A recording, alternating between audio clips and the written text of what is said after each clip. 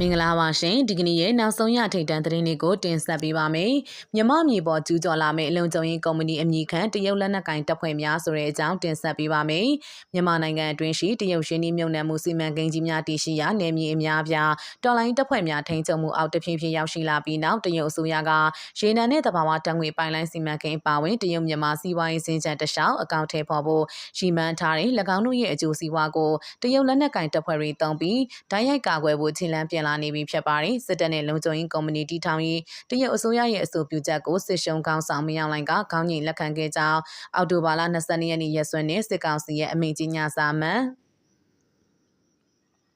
194မြင်းဆောင်2024အရာတည်ရှိရပါတယ်စစ်ကောင်စီကအဲ့ဒီမိန့်ကို၎င်းတို့ရဲ့ဝါဒဖြန့်မီဒီယာမှာတဆင့်မြန်မာပြည်သူများပွင့်လင်းစွာသိရှိဖို့ထုတ်ပြန်အသိပေးခဲ့ခြင်းမရှိဘဲနိုင်ငံတော်ပြန်တမ်းမှသာဖော်ပြခဲ့ပါတယ်အဲ့ဒီအမိန့်စာမှာတရုတ်နိုင်ငံမှာအဆိုပြုပေးပို့လာတဲ့မြန်မာတရုတ်နှစ်နိုင်ငံကြား Joint Venture Security Company တည်ထောင်နိုင်ဖို့အတွက်နားလည်မှုစာကျွန်တော်လက်မှတ်ရေးထိုးနိုင်ဖို့လုပ်ငန်းကော်မတီဖွဲ့စည်းခြင်းဖြစ်ပြီးစစ်ကောင်စီအတွင်းရေးမှူးအောင်လင်းတွေလက်မှတ်ထိုးထုတ်ပြန်ခဲ့ပါတယ်အဆိုပါကော်မတီကိုစစ်ကောင်စီပြည်ထောင်ရေးဒုတိယဝန်ကြီးကဥက္ကဋ္ဌဖြစ်ဦးဆောင်ပြီးကော်မတီရဲ့တာဝန်မှာတရုတ်နိုင်ငံကအဆိုပြုထားတဲ့နားလည်မှုစာချုပ်တော်ပါအချက်များကိုစီစစ်ဖို့ဖြစ်ပါတယ်။ကော်မတီရဲ့တာဝန်တွေထဲမှာထူးခြားမှုအရှိဆုံးအချက်ကပြည်ပမှတင်သွင်းလာမယ့်လက်နက်များအထူးကိရိယာတစားပလာများစက်သွယ်ရေးစက်များပါဝင်အခြားကြီးကြပ်ကန့်သတ်ပစ္စည်းများနဲ့ဆက်လျင်ပြီးဘလို့တင်သွင်းခွင့်ပြုမယ်ဘလို့ထိန်းချုပ်သုံးစွဲစီမယ်ဆိုတဲ့အချက်ဖြည့်စွက်ဖို့မလိုခြင်းစီစစ်တယ်လို့ဖော်ပြထားပါတယ်။ဒါကြောင့်တရုတ်အစိုးရအဆိုပြုတဲ့မြန်မာတရုတ်ပူးတွဲလုံခြုံရေးကုမ္ပဏီဆိုတာကတာမန်စီးပွားရေးကုမ္ပဏီအမျိုးအစားမဟုတ်ပဲလက်နက်ကင်တရုတ်လုံခြုံရေးတပ်ဖွဲ့များပါဝင်မှာဖြစ်ကြောင်းလက်တွေ့သိရပါတယ်။ကော်မတီရဲ့တာဝန်တွေထဲမှာဖွဲ့စည်းပုံအခြေခံဥပဒေတည်ဆဲဥပဒေနဲ့စန့်ကျင်မှုရှိမရှိနဲ့နိုင်ငံတော်ရဲ့အချုပ်အခြာအာဏာကိုထိပါနိုင်ခြင်းရှိမရှိစီစစ်ဖို့ဆိုတဲ့အချက်တွေလည်းပါဝင်ပါတယ်။တရုတ်အကျိုးစီးပွားကာကွယ်ရေးနဲ့နိုင်ငံအချုပ်အခြာအာဏာအလဲလေတရုတ်နိုင်ငံယူနန်ပြည်နယ်မှာကျင်းပတဲ့ရှစ်ကြိမ်မြောက်မဟာမဲကောင်ဒေသခွဲထိပ်သီးအစည်းအဝေးကိုမင်းအောင်လှိုင်တက်ရောက်ဖို့ရက်သက်တစ်ပတ်နှစ်ပတ်အလိုမှာအထက်ပါကော်မတီကိုဖွဲ့စည်းခဲ့တာဖြစ်ပါတယ်။အဲ့ဒီခီးစဉ်အတွင်းတရုတ်ဝန်ကြီးချုပ်လီချန်နဲ့တွေ့ဆုံဖို့စီစဉ်ထားတဲ့မင်းအောင်လှိုင်ကတရုတ်အစိုးရရဲ့အဆိုပြုချက်ကိုအကောင့်ထဲပေါ်ဖို့ပြင်ဆင်နေကြောင်းဝန်ကြီးချုပ်လီချန်ကျေနပ်စေမဲ့သတင်းစကားပါနိုင်ဖို့အချိန်ကလှုံ့ဆော်ခဲ့တယ်လို့သုံးသပ်တွေ့ရှိရပါတယ်။လုံခြုံရေးကုမ္ပဏီဆိုတဲ့အမည်နဲ့မြန်မာနိုင်ငံအတွင်းရှိတရုတ်စီမံကိန်းတွေကိုတရုတ်လက်နက်ကိုင်တပ်ဖွဲ့တွေနဲ့တိုက်ရိုက်ကွာကွယ်ဖို့တရုတ်အစိုးရကြိုးပမ်းလာခြင်းကမြန်မာနိုင်ငံရဲ့အချုပ်အခြာအာဏာကိုပြောင်ပြောင်တင်းတင်းထိပါတဲ့လုပ်ရပ်ဖြစ်ပါတယ်။ဒါအပြင်မြန်မာနိုင်ငံရဲ့ပြည်တွင်းရေးကိုဝင်ရောက်မဆက်ဖက်ပါလို့လူသိရှင်ကြားအကြိမ်ကြိမ်ပြောခဲ့တဲ့တရုတ်ခေါင်းဆောင်တွေရဲ့ကတိကဝတ်နဲ့ဆန့်ကျင်လျက်ရှိပါတယ်။နိုင်ငံရဲ့အမျိုးသားလုံခြုံရေးအတွက်အလွန်အန္တရာယ်ကြီးမားတဲ့အဲ့ဒီအဆိုပြုချက်ကိုစဉ်းစားစရာမလိုပဲလက်မခံချက်ချင်းညင်းဆိုရမှာသာဖြစ်ပါတယ်။ဒါပေမဲ့တရုတ်အစိုးရရဲ့အဆိုပြုချက်ကိုမင်းအောင်လှိုင်လက်ခံခဲ့ရုံများမှတ်ကအကောင့်ထဲပေါ်ဖို့ကော်မတီဖွဲ့စည်းခဲ့တဲ့လုပ်ရက်ကနိုင်ငံတော်သစ္စာဖောက်မှုဖြစ်ပါတယ်။စစ်ကောင်စီဖတ်တွင်ထားတဲ့2008ဖွဲ့စည်းပုံအခြေခံဥပဒေရဲ့အခန်း1နိုင်ငံတော်အခြေခံမူများအခန်းပုံမှန်40နှစ်ခါခွေမှာနိုင်ငံတော်အတွင်းမြည်သည့်နိုင်ငံခြားတပ်ဖွဲ့ကိုများတက်ချခွင့်မပြုလို့အတိအလင်းဖော်ပြထားတာကိုမင်းအောင်လှိုင်မသိလို့မဟုတ်မြည်သည့်နိုင်ငံခြားတပ်ဖွဲ့ကိုမျှလို့အတိအလင်းပြဋ္ဌာန်းထားတဲ့အတွက်နိုင်ငံခြားအစိုးရရဲ့လက်နက်ကင်တပ်ဖြစ်စေပုဂ္ဂလိကကုမ္ပဏီတစ်ခုရဲ့လက်နက်ကင်တပ်ဖြစ်စေတက်ချခွင့်မရှိတရုတ်အစိုးရရဲ့အဆိုပြုချက်ကပုံမှန်42ခါခွေကိုတိုင်းရိုက်ဆန့်ကျင်လျက်ရှိနေဒါပေမဲ့ဥပဒေကဘက်လို့ပြဋ္ဌာန်းစေကမူ၎င်းရဲ့အာဏာတည်မြဲရေးတရုတ်အစိုးရရဲ့အတိမတ်ပြုဆက်ဆံမှုရရှိရေးစီရေးနဲ့တန်တမာရေးအကူအညီရရှိရေးတို့ကမင်းအောင်လှိုင်အတွက်အရာအလုံးထပ်ပို့ပြီးအရေးကြီးလျက်ရှိတာထင်ရှားပါတယ်အာနာသိမ့်ပြီးကလေးကကိုပြည်သူကိုရန်သူတပ်ဖွဲ့တမ်းဖတ်ချိန်မုံနေတဲ့စစ်တပ်ကနိုင်ငံတော်အဖွဲ့အစည်းတစ်ခုရဲ့အင်္ဂါရဲ့ရုပ်သွင်းလက္ခဏာမရှိတော့ဘဲအကြမ်းဖက်လက်နက်ကင်အုပ်စုအဆင့်ကိုရောက်ရှိသွားခဲ့ပြီဖြစ်ပါတယ်။အခုလုံရက်ကတရုတ်နိုင်ငံရဲ့အကျိုးစီးပွားကာကွယ်ရေးနဲ့နိုင်ငံရဲ့အချုပ်အခြာအာဏာကိုအလဲလှယ်လုပ်ခြင်းဖြစ်ပါတယ်။ဒါကြောင့်နိုင်ငံအချုပ်အခြာအာဏာကိုအလဲလှယ်ထပ်လုပ်နေတဲ့စစ်ကောင်ဆောင်တွေရဲ့လုပ်ရက်ကိုပြည်သူတို့မျက်ခြေမပြတ်စောင့်ကြည့်နေဖို့နိုင်ငံရဲ့အချုပ်အခြာအာဏာတည်တံ့ရေးနဲ့ဂုဏ်သိက္ခာရှိစွာရပ်တည်နိုင်ဖို့အတွက်မြန်မာတရုတ်ဖက်ဆက်လုံခြုံရေးကုမ္ပဏီထူထောင်မဲ့အစီအစဉ်ကိုပြက်ပြက်သားသားဆန့်ကျင်ဖို့လိုအပ်ပါတယ်။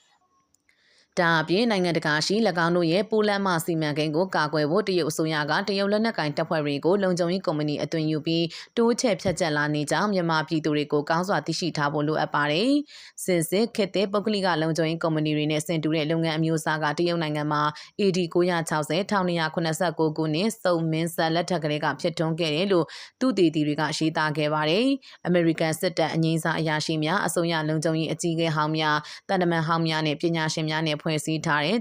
The Gemstone Foundation မှာအဆိုပါသူတည်တည်ရဲ့လိလာချက်အရ AD 1368မှာ1644ခုနှစ်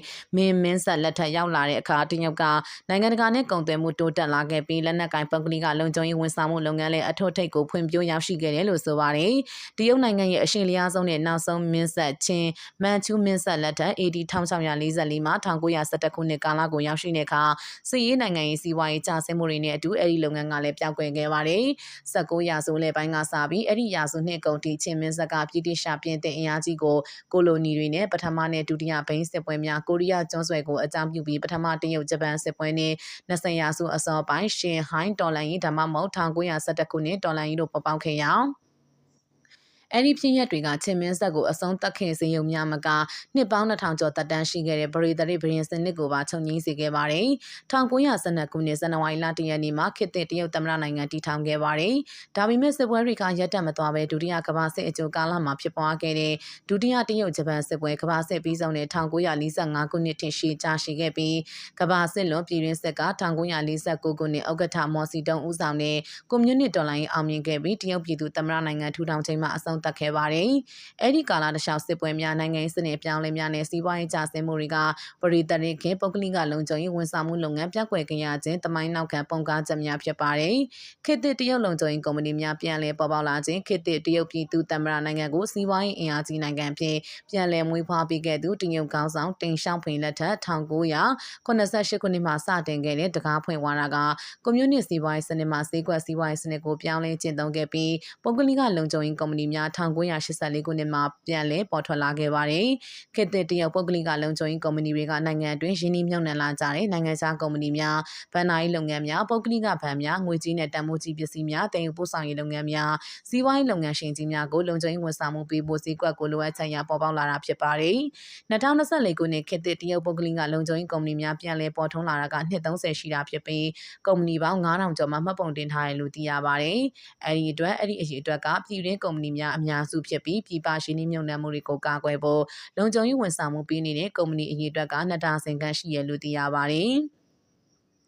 ဈေးကွက်စီးပွားရေးစနစ်လိုအပ်ချက်ရပေါ်ထွန်းလာတဲ့တရုတ်လုံခြုံရေးကုမ္ပဏီတွေကကနအူးမှာပြည်တွင်းလုံခြုံရေးဝန်ဆောင်မှုကိုသာအဓိကထားလုပ်ကိုင်ကြပြီးလုပ်ငန်းလိုင်စင်ကိုတရုတ်စစ်တပ်ရဲတပ်ဖွဲ့တို့မှအငြိမ်းစားယူထားသူတွေကိုသာတရုတ်အစိုးရကရှောက်ထားခွင့်ပြုသလိုကုမ္ပဏီရဲ့လုံခြုံရေးဝန်ထမ်းတွေကလည်းတရုတ်စစ်တပ်ရဲတပ်ဖွဲ့တို့မှအငြိမ်းစားရယူထားသူတွေကလွဲပြီးတခြားသူတွေကိုခန့်အပ်တာဝန်ပေးလို့မရပါဒါအပြင်ပါတီလက်ထဲမှာသာတနက်ရှိရမယ်ဆိုတဲ့တရုတ်ကွန်မြူနစ်ပါတီရဲ့မူအရအစောပိုင်းကာလတွေမှာပြည်တွင်းပုဂ္ဂလိကလုံခြုံရေးကုမ္ပဏီဝန်ထမ်းတွေကိုလက်နက်ကင်ဆောင်ခွင့်မပြုခဲ့ပါ